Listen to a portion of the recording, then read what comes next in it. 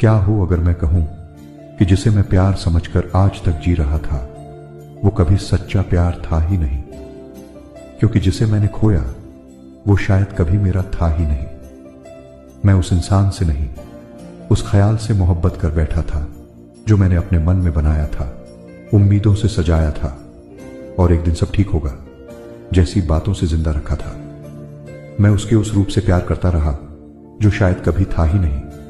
सोचा था वो बदलेगी, समझेगी, लौट आएगी, पर हकीकत यह है कि ख्वाब वापस नहीं आते।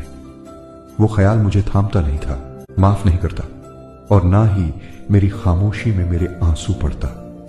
अब समझ आया, टूटा मैं प्यार से नहीं, उस प्यार की गलतफहमी से टूटा जो असल में कभी था ही नहीं। शायद आगे बढ़ना अब उसे भूलने का नाम नहीं, बल्कि खुद को माफ करने का वक्त है, उस वहम के लिए जिसे मैं मोहब्बत समझता रहा।